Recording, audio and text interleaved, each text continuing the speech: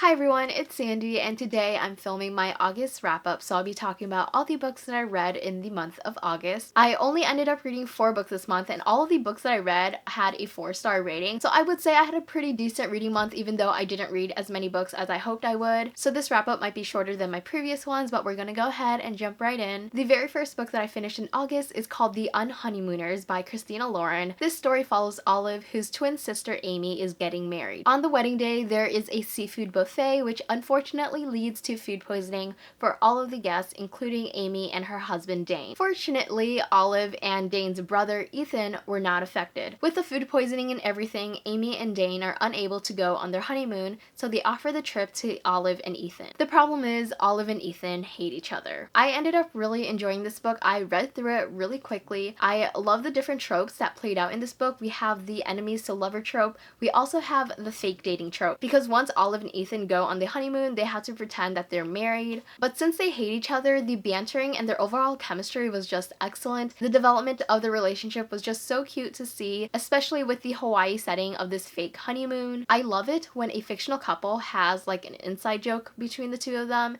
and in this book, that inside joke is calling each other by the wrong name, but in a name that's actually very similar to the actual name. It was just really funny to see. I really enjoyed Olive's character. She's Mexican and she's also described as curvy. At the beginning of the book, she's unemployed, she's applying and interviewing for jobs. Olive is like 30-something years old and she's still trying to figure out what she wants to do for a career, and at this post-grad stage of my life, it was just something really reassuring to see. I also really love the presence of Olive's family throughout the book. However, one of the main things I didn't like about the story is this side plot revolving cheating between two of the side characters.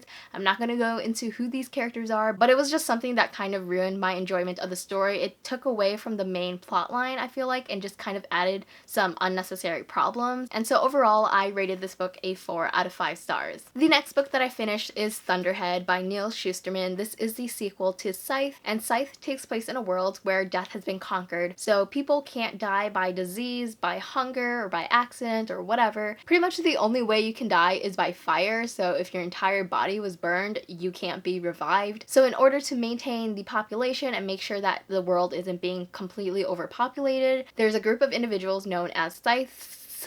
I can never say the plural version of scythe because that extra S is just hard to say. I really have to emphasize the way I say that word. There's a group of individuals known as scythes, and they have the authority to kill people. And so in the first book, we follow the two main characters, Rowan and Citra, as they become an apprentice to a scythe. So I buddy read this book with Trin, and it did take me a while to get through this book. This is a pretty big book. It's almost 500 pages, and it took me about a week to get through. In this story, we have new characters that are added. We have this character named Grayson, and I just thought his chapters dragged. I definitely understand the importance of Grayson as a character and his point of view, but going into this book after finishing Scythe about a year ago, I just didn't care about Grayson. All I wanted to read about was Rowan and Citra, and I wanted to know what was happening with them, and then every time we would get to a Grayson chapter, I felt like it just dragged my attention away from being engaged in the story. So I didn't really care about Grayson's character, and I thought that his chapters just made the overall story drag a little bit. I did really enjoy the perspective of the Thunderhead. So the Thunderhead is basically an AI, and the Thunderhead is basically like the ruler of the world. It sees everything, it knows everything, and so I definitely really liked learning more about the Thunderhead and how it functions and its overall power. There's definitely a lot of things that happened in this book that was unexpected, especially with the way that it happened. Totally did not see it coming. The last 50 to 100 pages was definitely intense. I did not want to put it down. Similar to my thoughts on Scythe regarding the relationship between Rowan and Citra,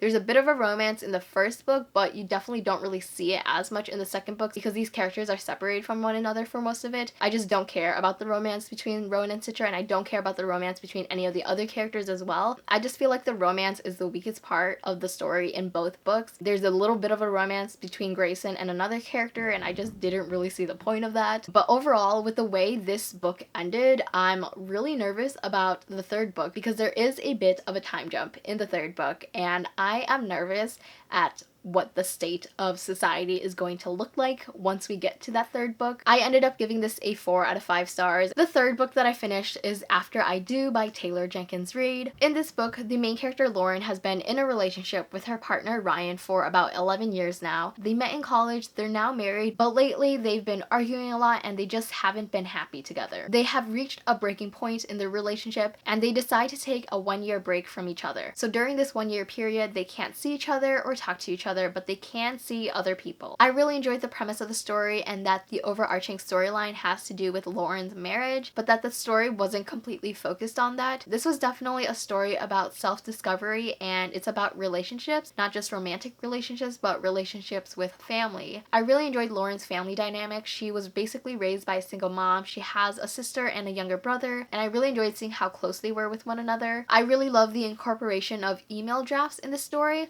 So while Lauren and Ryan both have a 1-year break from each other, they both happen to be writing email drafts to the other person but not sending it. So both of them end up building this collection of drafts of things that they wished they would have told the other person and questioning where things went wrong in their marriage. And I love seeing how that came full circle at the very end, which was pretty predictable, but I didn't mind it at all. And while I did enjoy reading the story, I just never really became invested in the characters. So I never really cared about the story and what was happening to all of the characters. So I ended up giving this a 4 out of 5 stars. The next book that I finished is actually an audiobook, and that is Birthday by Meredith Russo. This book follows two best friends, Morgan and Eric, who have known each other since they were born. They were born on the very same day at the same hospital, and their parents got close to one another, so they've been friends since birth. This story takes place over the course of 6 years, and we see these two main characters once a year on their birthday, starting when they are 13 all the way up until they turn 18. This was definitely an emotional, heartbreaking, and heartwarming story. I definitely want to give trigger warnings for an attempted suicide, the death of a parent, transphobia, homophobia, and also misgendering. One of the main characters, Morgan, is trans, and she is constantly misgendered throughout the entire book. This is also an Own Voices book, and for most of this book, Morgan is trying to figure out her identity, and I really enjoyed seeing her journey. I definitely preferred reading from Morgan's point of view than Eric's point of view. I thought Morgan was such a well-written character. Throughout the book, she does struggle a little bit with alcohol abuse. She basically uses alcohol to self-medicate, to numb her emotions and everything that she's going through. She also struggles with depression, and I really enjoyed seeing the role of her dad throughout the story and the development of their relationship with one another. Eric also has an abusive parent. His dad just is the worst, and I really hated the dad. I thought the format of the story was excellent because we were given this snapshot of these two main characters on their birthdays over the course of 6 years. As a reader, we only see this one day throughout 6 years,